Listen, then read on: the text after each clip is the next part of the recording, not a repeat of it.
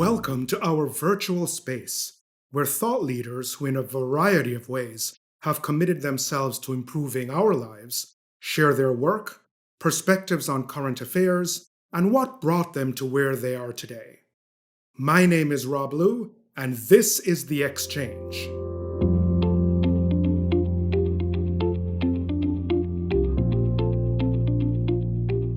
All right. So, David, first of all, thank you for doing this. And thank you for joining us on The Exchange, where we're really speaking with a whole variety of academics and other experts and getting us sort of an insight into what they do, but also getting an insight into how the COVID-19 pandemic potentially has changed what they do, or at the very least, changed how they think about their work. So, to give our listeners and viewers sort of a window into David Jones, David, would you mind sort of sharing what sort of work do you do and what are the things that really get you out of bed in the morning? I do a lot of different things. I'm officially or primarily at Harvard as a historian of medicine, but I got here in a very roundabout way and have trained to do different things, some of which I still do. When I was in college, I was interested in a bunch of different topics: history, geology, biology. After going back and forth, like many people do, I ended up deciding to go to medical school. But while there, I quickly got involved in a history of medicine research project and decided to keep doing that work. So I decided to pursue the PhD in history of science as well. When I graduated from those programs, I trained in psychiatry because I was really captivated by the clinical work and the challenges faced by people struggling with severe mental illness.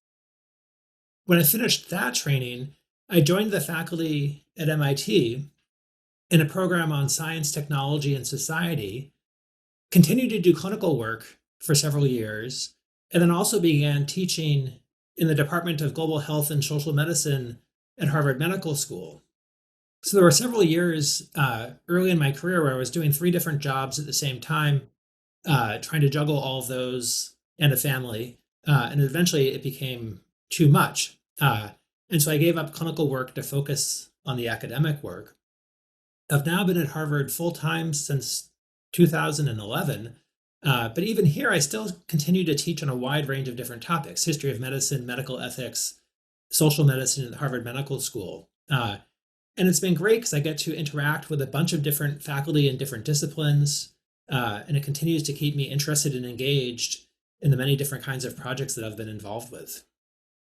So, something that our listeners and viewers often wonder is when we think back to David as a child, what was it in your child? Were there things in your childhood that you would say right now pointed towards where you ended up?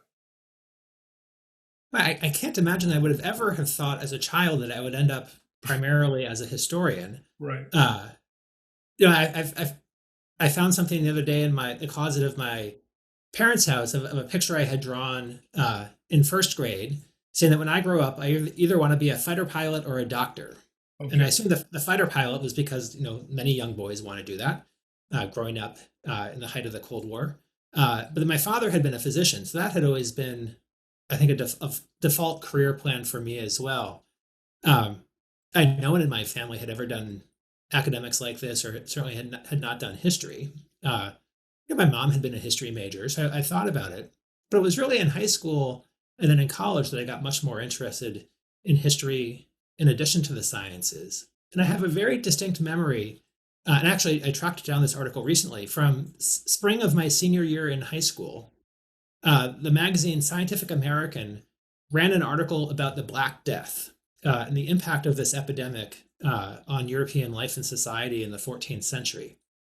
And I remember being totally fascinated by that article and ended up doing my final project for that AP biology class about bubonic plague.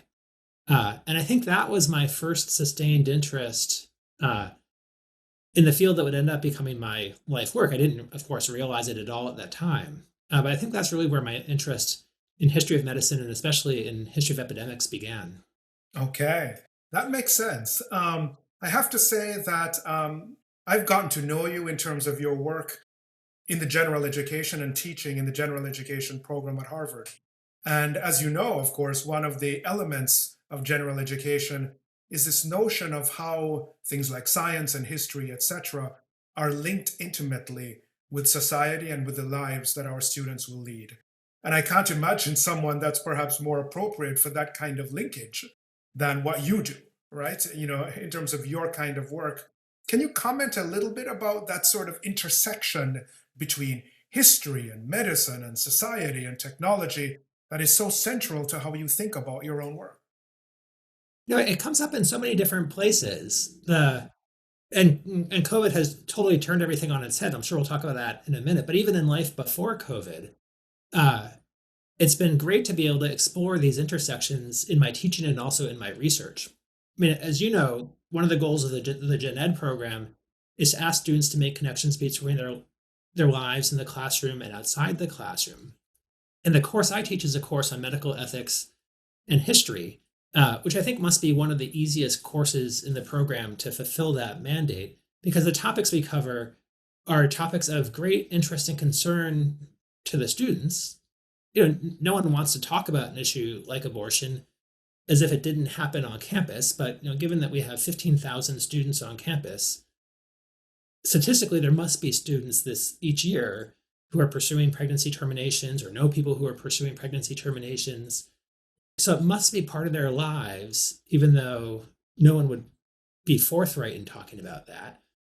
Or if you read the Crimson regularly, you'll see the debates about, does university health services have too short a fuse or too short of a trigger for sending students off to McLean Hospital in the setting of a psychiatric crisis? And the students have very strong feelings about that. Often we'll talk about a question of like attention deficit disorder. What kind of disease is it? Is the treatment response of putting so many people on stimulants appropriate? Of all the topics I've taught in the classroom, many of which are great controversies in American politics, the only time I've seen students actually screaming at each other was in a debate about attention deficit disorder and whether Ritalin and Adderall were study steroids that gave people an unfair advantage, or whether they were an appropriate treatment for a serious illness. And so the students often bring very strong feelings to the classroom, which is a challenge for the teaching staff. I always have to, advise the teaching fellows carefully each fall that when we talk about abortion or mental illness or attention deficit disorder or end-of-life decision-making, we have students who are dealing with these problems in their own lives or in their family lives. If you have a class of 100 students, over the course of the semester, there is someone who's dealing with a grandparent who's making a decision about withdrawal of life support. And so these are deeply personal issues for the students. And it's a privilege to be able to teach them and try to get them to think about these in a sophisticated academic way without losing sight of the fact that these are very human and relevant experiences for them. Yes, of course. So, without question, as you have alluded to, the COVID-19 pandemic is almost the ultimate unfolding and evolving case study that sits squarely in your sweet spot in terms of your work, in terms of your field, in terms of your teaching as well. So, naturally, a lot is out there that has happened already. There is an equal amount, if not more, that we don't know.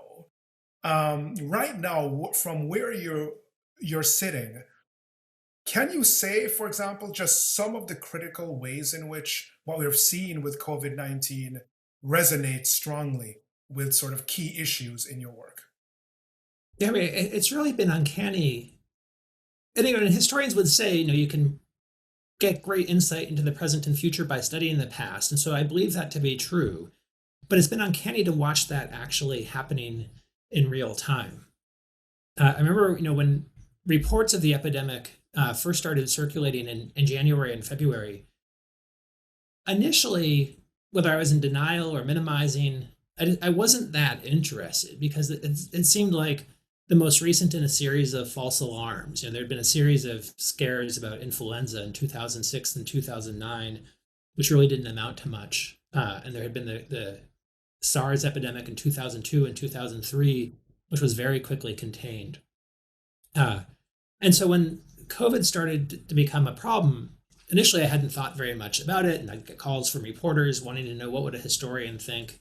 And I'd usually say not very much. And then But things started to change in February, and I, like everyone else, was late to the game. But I've been seriously engaged in it ever since that time. And there are all sorts of things that historians would have predicted, really should have been predicting back in January, and a lot of us missed the boat there. And the epidemic has played out following a very familiar script. Human societies have been dealing with epidemics for as long as we've lived in cities, so thousands of years. We have a lot of experience with this particular kind of an epidemic, of a respiratory virus, mostly because of influenza and SARS. And so we have a lot of experience about how these epidemics move into societies, where they come from, the dynamics of minimization and denial, which are really characteristic of almost any epidemic. For instance, I have many friends and colleagues who have gone back to read Albert Camus' famous work, The Plague, and they find it eerie how similar the denial and minimization that he describes in that fictional town echoed what we all did back in January and February before people took this seriously. Historians have described many cases in which, once the disease is recognized, society moves into a phase where they attempt to explain what's going on and to make sense of it all. The explanation in this case was relatively straightforward because Chinese scientists did us a big favor. By the end of the first week in January, they had identified the virus and even posted the sequence online. It's really a triumph of modern biological sciences. The comparison case for influenza in 1918, that virus wasn't recognized until the 1930s. So it was an episode of really disease archaeology that had identified the influenza virus 10 years, 15 years after the epidemic had already passed. In this case, we had the virus really before the epidemic had really begun in most of the world. But even though it was explained in that way, that's the mechanistic explanation is just one small part of what societies do with epidemics. There's also this question of who's responsible. What's the moral? Is someone at fault? And there's centuries long track record of this. Of people blaming Jewish people for Black Death in the 14th century, or of New Yorkers blaming Irish immigrants for cholera in the 19th century, or for religious and political leaders in the 1980s blaming homosexuals or drug users for AIDS in the 1980s. So blame is part and parcel of the epidemic response. And it's been on clear display in this case, whether it's Trump or anyone else, blaming the Chinese, blaming World Health Organization. In New York, the governor and the mayor have been sniping at each other over who was most irresponsible in their early response to this epidemic. Unfortunately, in this case, especially in the US, I think there's more than enough blame to go around. In retrospect, an appalling number of mistakes were made. And now there was just a report in the news this week that had we imposed a lockdown even just a week earlier, it would likely have cut total mortality in the US by half, if not by 2/3. We knew everything we needed to know to justify that policy in early March, and no one was willing to do it. And so now we're just left with a lot of regret and trying to figure out how we can dig ourselves out of this hole. So as you point out, from all the historical cases that you've mentioned and more, there is a familiarity in terms of the response or lack thereof, in terms of the blame game and the finger pointing that goes around, etc. But moving away from the familiar with COVID-19 so far, is there something that really strikes you as particularly unfamiliar? Something that really surprised you? Or is everything familiar? No, even though there is much that is familiar, I think everyone from historians to scientists continue to express their startlement about what has been going on with all of this. Early on, again, back in February, once people started to worry about this, the question was always, which past disease is this like? Will this be like SARS or influenza? It quickly became clear that it wasn't going to be like SARS. SARS has the great advantage of you're only infectious once you're symptomatic. So as long as you contain all the symptomatic people, like if you do fever screening, you can stop the disease in its tracks, and that's what happened in 2003. Uh, COVID, like influenza, there's asymptomatic transmission, which makes it extremely difficult to do any kind of easy surveillance and quarantine. And so it quickly spun out of control. People then said, well, will it be like influenza in 2009, which wasn't much of a pandemic, or 1918, which will be a catastrophic pandemic? Um, and it looks like it'll be somewhere in the middle. But it's become clear there are many ways in which this virus isn't really like either of those influenzas. It seems to have effects on far more organ systems in the body than influenza viruses typically do. I mean, when you get the flu, you can feel crummy in many different ways. But COVID seems to be much more aggressive in some patients of going after the brain and causing interesting neuropsychiatric problems. Interesting for me as a psychiatrist, horrible for the patients and their families. Uh, there are cardiac problems. A very high percentage of the people who have died from COVID seem to be dying from cardiac complications. And we're really just starting to figure out these mysteries. Over the past couple of weeks, there have been these reports of children developing a illness that's like a previously rare phenomenon, Kawasaki disease. Kids are getting very sick weeks after their initial COVID episode. And then I just saw in the news today in New York, the reports of adults having these delayed inflammatory syndromes as well. So the virus continues to throw up these mysteries. The great mystery, of course, is will we generate a vaccine against it? Human science has never produced a successful vaccine against a coronavirus, in part because we've certainly never tried with as much energy as we are right now. They were making progress on a virus for SARS, but then SARS was essentially eradicated, and that wiped out the motivation to make a SARS vaccine. I think last I heard there's something like 102 distinct vaccine programs Yes. now underway. Everyone hopes that one of those will pan out. But there are many reasons why some biologists are skeptical about whether or not this will work in the end or which of the approaches will work. I saw a very interesting interview in one of the Harvard publications today with Max Essex, who is one of the leading scientists early in the AIDS fight and was one of the first people to suggest that AIDS was caused by a retrovirus. He had spent time in the 80s working on AIDS vaccines and eventually gave up because he predicted then that it would be a exercise in futility. And unfortunately, he seems to have chosen wisely in the 1980s. He thinks that for viruses like this, you'll have a much better return on investment in pursuing treatments, not in vaccines. And so he would advise us to invest heavily in antiviral approaches with the analogy to AIDS. It's very hard to know who will be right. The one thing even though there's still this uncertainty about what kind of pharmaceutical payoff there will be from all this research, many countries have demonstrated the ability to contain this virus without relying on modern scientific discoveries, but just by doing the traditional public health approaches of screening, surveillance, containment. Countries that are not particularly well funded, Vietnam, Cambodia, Laos, have done a stupendous job containing this outbreak, despite massive initial exposure because of their close contacts with China. And they've really done it with aggressive and enthusiastic implementation of what are really 19th century public health technologies, of the sort that the United States lost interest in 100 years ago. And now we're really paying that price for our lack of interest in the tried and true methods of public health. Yeah.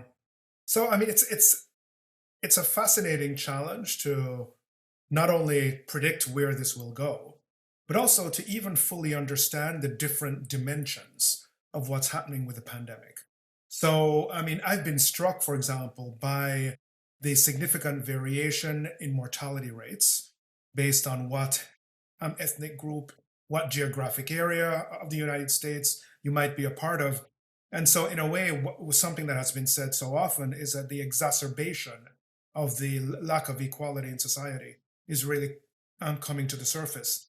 I know that this issue of inequality and its intersection with health is something you've thought a lot about and published on extensively. From what you're seeing already, are there some particular angles on that issue that you think you'll really be able to bring to bear going forward that will sort of uncover some new and interesting insights into this issue? Yeah, again, most of my response to that is again colored by a profound sense of regret at many different levels, which I'll explain. My initial work had been about this issue of infections and inequalities. When I started graduate school, I quickly became interested in the colonial encounter between people from Europe and Africa and the people who had lived in the Americas before those other groups arrived. And what had been clear since the 1500s was that the arrival of Europeans and Africans triggered appalling mortality amongst the American Indians, and that epidemics had played a prominent role in that mortality. And there are many early reports in the early colonial records of epidemics having dire consequences for the Indians while leaving the Europeans seemingly untouched. And so this question of how do you explain differential susceptibility has a 500-year history in the Americas. So I got very interested in that, really exploring two different questions. One was much more of the scientific material question of why was it that Indian mortality or Indian susceptibility to these infections was so high? Again, this is a question that has engaged scholars in many fields for a century. And the core debate, like so much in life, is about was it genetics or was it social? And people like Jared Diamond have won a Pulitzer Prize for a book that includes the sentence that Indians had neither immune nor genetic resistance to infectious disease, which is a completely ludicrous claim. American Indians, in fact, do have immune systems, and they do mount both immune and genetic responses to these diseases. And yet, someone who's a PhD biologist and professor at UCLA can still say that and can still win the Pulitzer Prize, and that book is still a fixture of middle school social science curriculum in schools throughout this country. And so there's something about that question of genetic explanations that is deeply appealing for people across the political spectrum. There's no evidence that it's true, and there's plenty of evidence that social factors were really what was decisive. One of the things that most people don't appreciate is that the really severe epidemics experienced by American Indians didn't start in most of the Americas until a generation or two after first contact. So the Spanish show up in the Southwest, what's now New Mexico, in 1560, and you don't see major epidemics until the 1630s. The Spanish show up in Florida in the mid 1500s, and you don't see severe epidemics in the southeastern, or what's now the southeastern United States, until the 1690s. Well, what had happened in the 1690s? In the 1690s, Virginia and South Carolina legalized the enslavement of American Indians, which triggered a series of wars in the Southeast as different Indian groups raced to enslave each other and sell them in the slave markets in Charleston and Virginia. And it's in that setting that you see massive epidemics that decimated those groups. And so I had argued in that work that the history of epidemics for the American Indians is really a history of populations not born susceptible to disease, as the geneticists would have argued, but of people who were made susceptible by the disruptions that followed colonization, conquest, dispossession of lands. Some people will say genocide. I'm not sure if that's the right word, but it was a horrific history that was unleashed by the arrival of Europeans here. And then these disparities have persisted. Even into the 20th century, American Indian populations, especially urban American Indians, are the least healthy group in this country. Whether the prevailing disease was smallpox in the 18th century, tuberculosis in the 19th century, or heart disease, alcoholism, mental illness in the 20th century, American Indians have always had higher rates than the general population.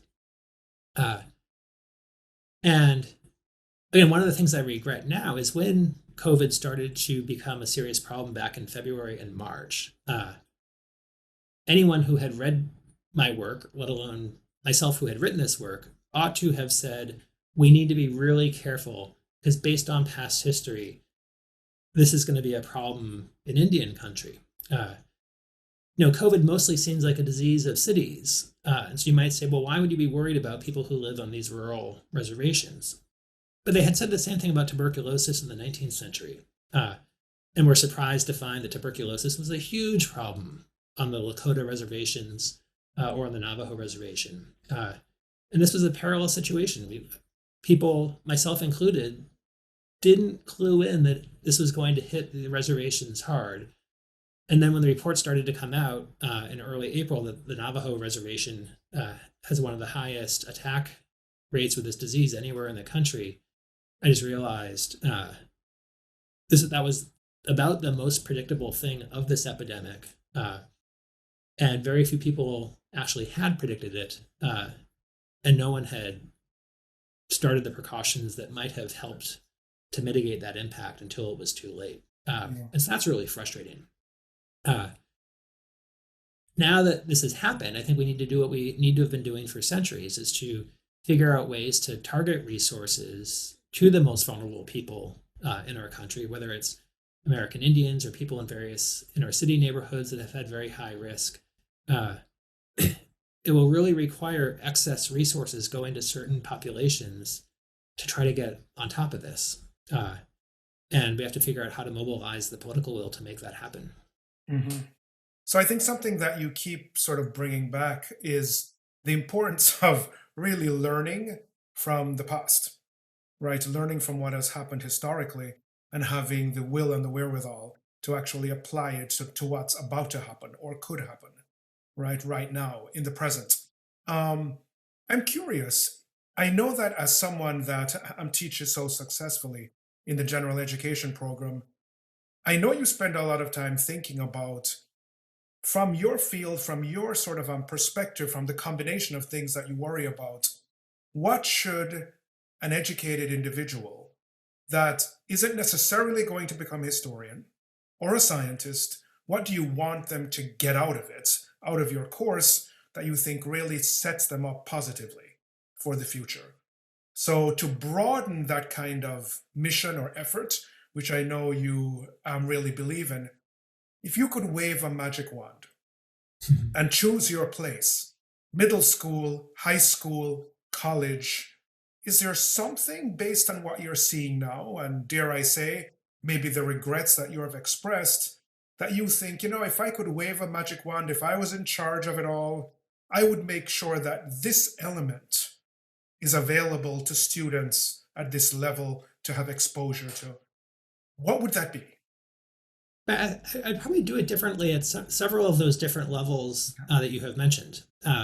So with my two children having recently gone through middle school social science curricula, if I could wave my wand, the first thing I would do is purge those curricula of guns, germs, and steel, which I think is a pernicious influence in a prominent place in middle school curricula, with a specific goal to get people to understand the ways in which epidemics specifically, but the phenomena of disease in general, are really social phenomena, or at least susceptibility to disease is a social phenomena. And if you want to understand the problem of health disparities, which are a huge problem that affect everyone in society, you really need to understand the ways we have structured our society, how income is distributed, how political power is distributed, have a huge impact on the diseases that we suffer. And sometimes I'll get asked, do I believe that we choose the diseases that we suffer? And at first pass, the answer is no. Like, no one as a 12-year-old says, okay, over the course of this life, these are the diseases I want to experience. How do I bring that about? That's not what we do. People are trying to choose, hopefully, to be healthy. And yet, at a societal level, we have chosen, or society has acted in such a way such that we accept certain kinds of risks and distribute those risks unevenly across society, such that a certain kind of burden of disease is the result. And it's hard not to see that as a process of choice. And I think if you could get into the minds of whether it's middle schoolers or high schoolers, this notion that the diseases we suffer are the result of political and social decisions and policies that we have made, that would be a really useful reorientation to get people to think about the kinds of policies that we would pursue to have a healthier population. Now, obviously, it's difficult.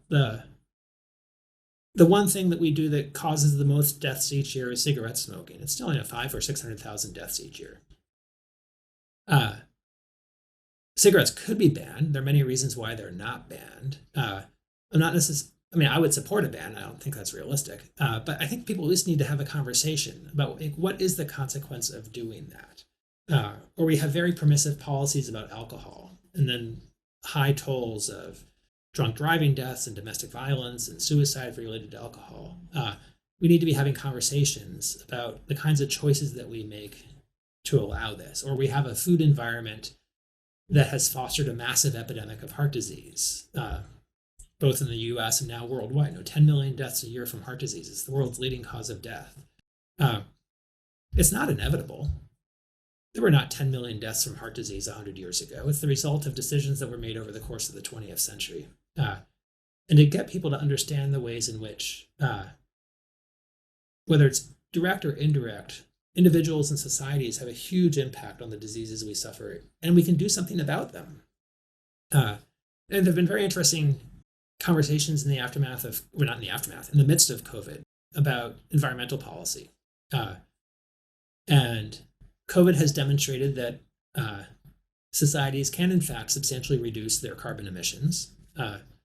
Whether or not this is by choice, you could bicker with. But we have demonstrated the ability to reduce CO2 emissions on a global scale. Many people agree that we need to do that going forward to prevent the climate crisis. Will we be willing to do that in the absence of COVID? I hope so. I'm not going to hold my breath. But again, it's one of these things, it's an event that has demonstrated the kinds of things that actually are within our control if we motivate to intervene against them. And I think that would be a very important message to convey.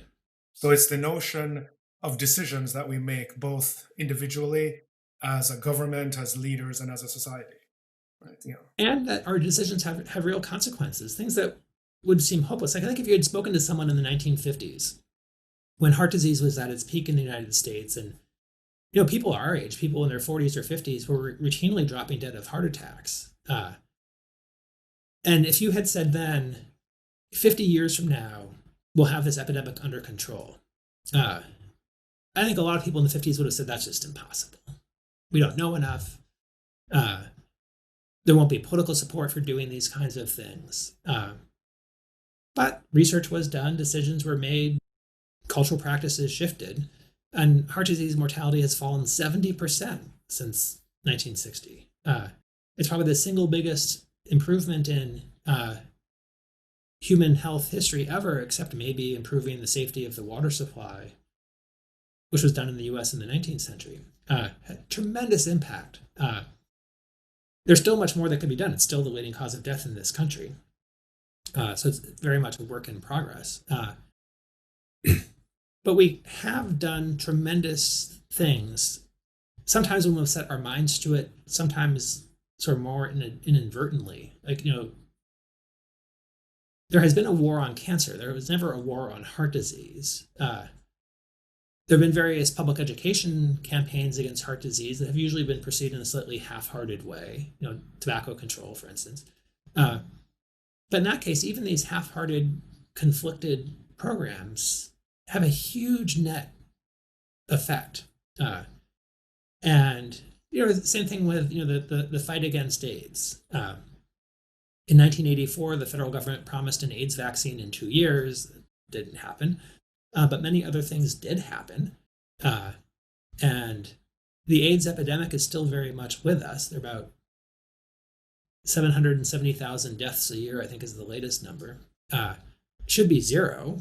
And so 770,000 is much bigger than zero. But it's better than 2 million, which is what it was 10 years ago. And things seem to be heading in the right direction. AIDS could be eradicated even without a vaccine. We just need to get 100% of people who are HIV positive onto effective treatment and get them to maintain that such that no one is infectious. And then the virus would die as that generation of people passed. Now, that's obviously would require sustained effort over the next 80 or 100 years. But it's possible if it's important enough for us to do it. And the question is, how do we convince people that it's important enough for us to do? No, absolutely. Yeah. Yeah, that's sort of an interesting way to think about what can we do in terms of what we teach in schools at various levels to enable that level of decision making and agency in our students. And it comes up like, what kind of tenor should we have when we teach about COVID?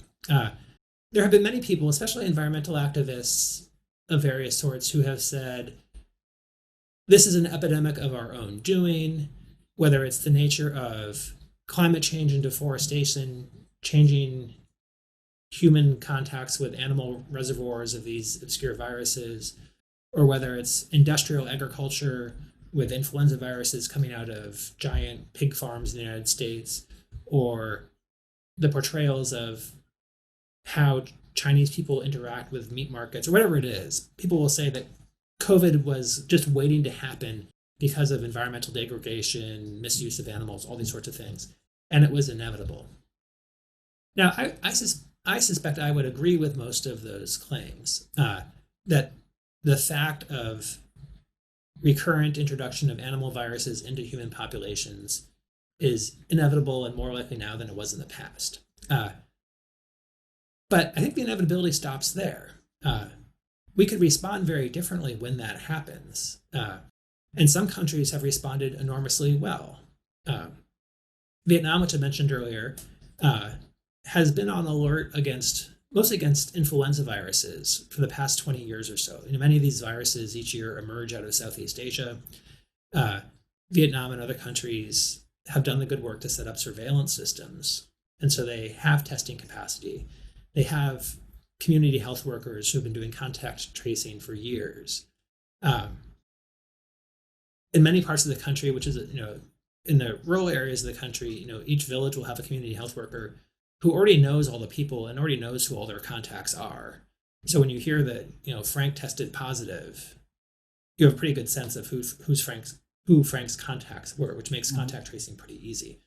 But Vietnam's a big country, 100 million people, and they have urban areas, and they figured out how to do this kind of public health well in those urban areas. So that when they heard rumors that this new virus was circulating in China, they just activated the system that existed. And they've had something like 350 cases and 0 deaths, despite 100 million people, many of whom live very closely with animals, and a gargantuan land border with China. It's remarkable. And they're not unique. Taiwan has done something similar. Laos and Cambodia have done similar things. And you just compare the U.S. experience to that. We didn't choose the COVID epidemic. No one wanted the COVID epidemic. No one set out on New Year's and said, what can we do to be the world leader in COVID? But we did make a whole series of other decisions, the result of which is now this huge epidemic that's wreaking havoc in the United States. And people really need to understand that decisions have consequences. We have tremendous capacity, whether it's medical or public health capacity. And we just need to have good leadership and wisdom. Other countries have shown the way, and we just have to figure out now how to catch up. Very well said. So, David, so here's a question on perhaps a lighter note. Just to give our listeners and viewers a little bit of a further insight or a 360 view of David Jones. When you're not thinking about history, pandemics, infectious disease, things like that, what does David do for fun? What other stimulating activities sort of are you passionate about? For better or for worse, COVID has given me more time than usual to pursue some of these things. The thing I likely find most useful, both for health and peace of mind, and also strangely for writing, is exercise, especially jogging in the summer or spring, or cross-country skiing in the winter, which can be done easily and affordably from a base here in Boston. Somehow I find I often do my best thinking, if not in the shower, it's while I'm jogging. And sports physiologists have all sorts of theories about what it is that endurance exercise does to human bodies and the ways in which, and this, Mark Lieberman's arguments about the way that humans are uniquely evolved to run, and these commensal relationships between running and how our brain works. I really find that to be true.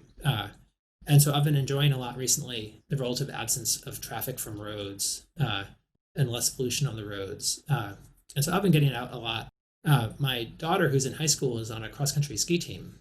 And so she has gotten me interested in roller skiing, which I don't, not at all convinced is a safe activity. It's slightly safer with less traffic on the roads.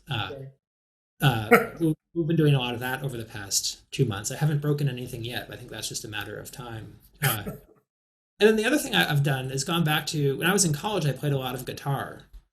And I had this great guitar teacher in Porter Square who would tell me this story that when he was at some younger stage in his life, he decided he wanted to become a classical guitarist. He was mostly a folk guitarist. So he moved to New York City, started taking lessons with a classical guitarist. And the guy said, well, if you want to do classical guitar, you have to learn to play this set of scales that have been designed by Andre Segovia. And when you master those scales, then come back and we'll talk. And so my teacher said, well, at the time I had an apartment that had a rooftop deck overlooking the Hudson River. And so I would just sit on my deck for 8 hours a day and play these scales. And then, 2 months later, he went back to the guitar teacher and then has had a very successful career as a guitarist. Now, I haven't been doing 8 hours a day, but I have decided that this moment takes away my excuse, and I now mean to do something that I've been wanting to do for 30 years, and to figure out how to master these Segovia scales. And I've actually made a lot of progress over the past 2 months. And so that's been very satisfying. And I think it's good exercise for my wrists, which would otherwise be strained by too much time spent at the keyboard or on Zoom meetings. And so between exercise and playing music, I think it's been good to keep morale going during this time. Also, it's something that I think so many of us experience, which is, there are all these twists and turns in your career, in your life, in your sort of sequence through schooling, etc. And we are where we are right now. But sometimes it's an interesting exercise to think about, well, was there a fork at some point in the road in the past where if I'd gone left instead of right or right instead of left, maybe I'd be doing this instead? And I'm like, so for example, for myself, I had a very specific fork in the road after college. And I'm curious, David, if for you, would there be a different David Jones in a parallel universe that went left instead of right? And what would he be doing? Yeah, there have been so many of them. And often when I look back on life, which, I was often asked to do when I was training in psychiatry, I would often worry that many of my decisions were externally motivated, not internally motivated, and somehow I wasn't an authentic self in some way. But it really is amazing. Again, if you're at places, and Harvard is probably one of the best places to be for this, where there are many, many different opportunities available to you. You can never pursue everything that's out there, so you do have to make these choices. I remember, a whole bunch of them when I was an undergraduate. I had always been interested in evolutionary biology. One of the reasons I had come to Harvard was because there were these great characters here then, Stephen Jay Gould, E.O. Wilson, Richard Lewontin. And I said, I want to work with them. And then you get there and you get here and you realize that someone like Gould had an incredibly difficult reputation on campus for not being the friendliest and most accessible person. But I took some courses with him and I really wanted to work with him. And so I have a very clear memory of going to his office in the MCZ one day. He had advertised office hours. No one would go. But standing outside that very old door in that building and trying to decide whether or not I had the courage to knock on that door and go in.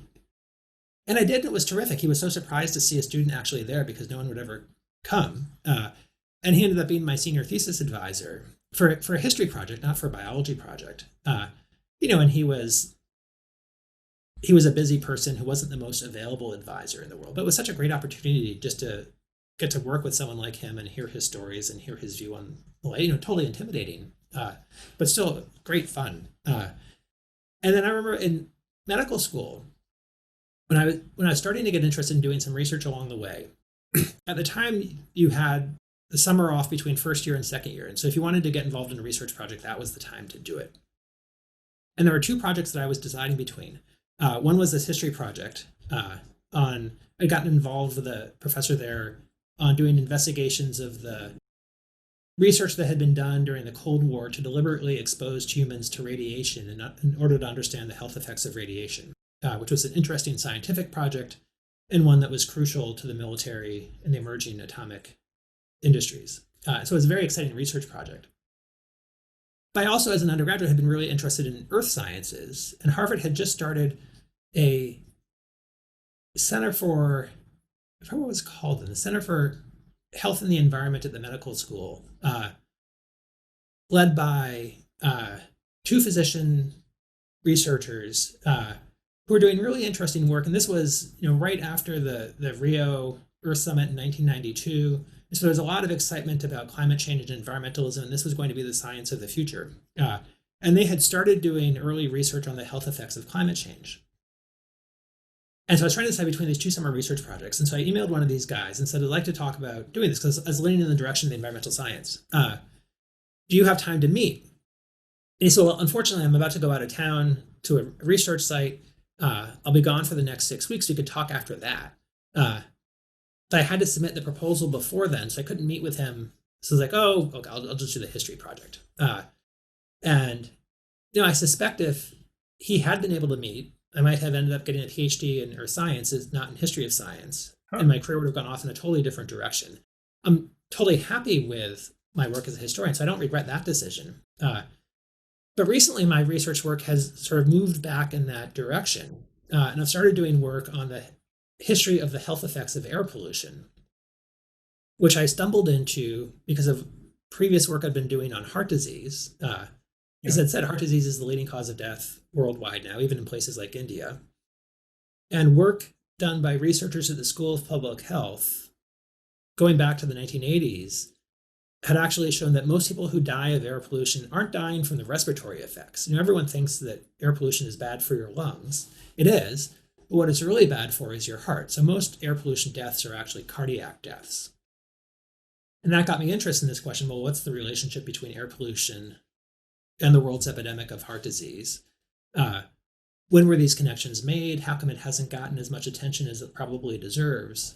And so now I'm actively involved in a series of projects related to this question of the health effects of air pollution, which have gotten me involved with the Harvard Center for the Environment and Dan Tragg and all the people there. And so even though I did have this divergence back in the spring of my first year of medical school, those interests have now looped back together. I find that to be really satisfying in some way.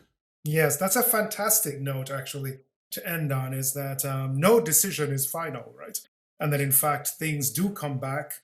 You can loop back to things, perhaps in different ways, from the way in which you might have engaged with them earlier. But certainly they very much remain a part of your life. Well, David, thank you so much for spending the time, for sharing your insights, and also sharing of yourself in terms of your journey in what is clearly, during this time of COVID-19, a particularly relevant, timely, and important field in terms of our understanding of the pandemic. So on behalf of the Xchange, it's been really fantastic having you. And I suspect that as time goes by, if you don't mind, I might actually reach out again, because I suspect there are going to be new twists and turns in this story of COVID-19 that I'd love to get your take on. I think Happy to talk anytime. All right, fantastic. Thanks so much, David.